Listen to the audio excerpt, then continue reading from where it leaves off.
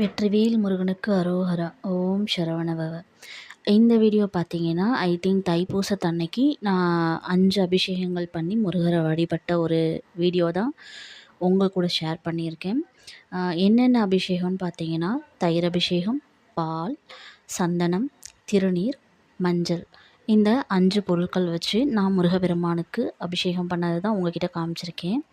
நீங்களும் பாருங்கள். நீங்கள் எந்த மாதிரி வழிபடுவீங்கன்றதையும் மறக்காமல் கமெண்ட்டில் சொல்லுங்கள். இந்த மாதிரி முருகரை வழிபடும்போது நம்ம வந்து என்ன சொல்கிறது, எந்த ஒரு கவலைகளையும் மனசில் வைக்காமல் நம்ம வந்து முழு சந்தோஷமாக நம்ம வந்து முருகருக்கு இந்த அபிஷேகங்கள்லாம் பண்ணணும். இந்த டைமில் வந்து நம்ம கந்தசஷ்டி கவசம் ஒன்று நம்ம படிக்கலாம், இல்லை பாட்டை வந்து நம்ம கேட்கலாம். படிக்க முடியாது, கஷ்டமாக இருக்குது படிக்க அப்படிங்கிறவங்க கண்டிப்பாக பாட்டை கேளுங்க. அது ரொம்பவே நல்லது தான்.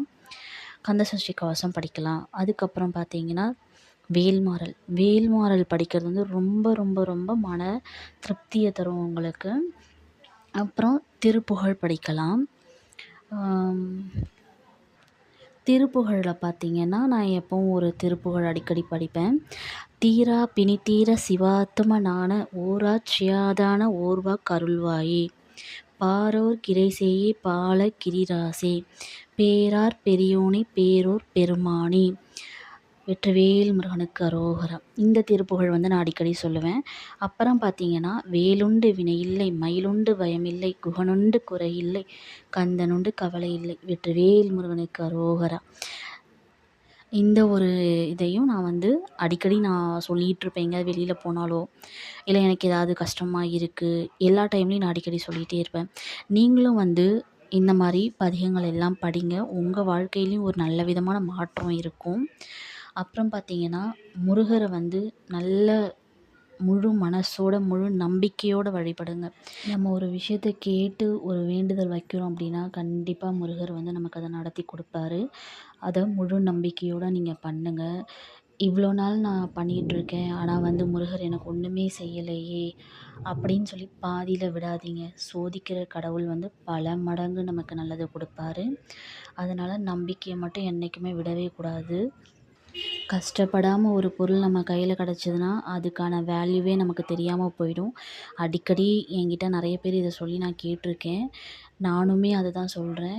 கஷ்டமே படாமல் ஒரு பொருளை ஈஸியாக தூக்கி கடவுள் நம்ம கையில் கொடுக்குறாரு அப்படின்னா அதுக்கான வேல்யூ என்னன்னே நமக்கு தெரியாமல் போயிடும். அதனால் கஷ்டப்படுங்க. எவ்வளோ கஷ்டம் முருகர் கொடுத்தாலும் அந்த கஷ்டத்தை வந்து சந்தோஷமாக ஏற்றுக்கோங்க.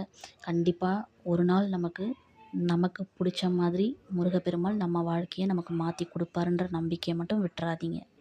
இப்போ நான் இதில் வந்து 5 அபிஷேகங்கள் பண்ணி நான் இவ்வளோ மலர்லாம் வச்சு நான் சாமி கும்பிட்ருக்கேன் அப்படின்னா, இதே மாதிரி தான் நீங்கள் பண்ணணும் அப்படின்னு அவசியமே கிடையாது. அவங்கவங்கனால எந்த மாதிரி பண்ண முடியுதோ அதே மாதிரி பண்ணுங்கள். இப்படி பண்ணால் தான் கடவுள் நமக்கு வந்து கொடுப்பாரு அப்படிங்கிறது கிடையாது. நம்ம வந்து எதுவுமே பண்ணாமல் உட்காந்து முருகா முருகா முருகா அப்படின்னு நம்ம சொல்லிக்கிட்டே இருக்கோம் அப்படின்னா, கண்டிப்பாக கடவுள் நம்ம பக்கம் நிற்பார்.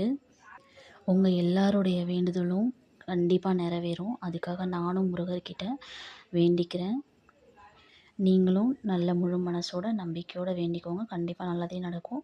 இந்த வீடியோ உங்களுக்கு பிடிச்சிருக்கு அப்படின்னா மறக்காமல் லைக் பண்ணி சப்ஸ்கிரைப் பண்ணுங்கள். நெக்ஸ்ட்டு வேறு ஏதாவது உங்களுக்கு டவுட்ஸ் இருந்தது அப்படின்னா கண்டிப்பாக வேல்மாறல் படிக்கணும் அப்படின்னா அது உங்களுக்கு படிக்க தெரியும், இல்லை எப்படி படிக்கணும் அப்படின்னு ஏதாவது டவுட் இருந்தால் கூட நீங்கள் கேளுங்க. கண்டிப்பாக நான் ஷேர் பண்ணுறேன் வீடியோவாக. ரொம்ப நன்றிங்க. என்னோடய வீடியோவை இவ்வளோ பொறுமையாக நிதானமாக நீங்கள் கேட்டதுக்கு.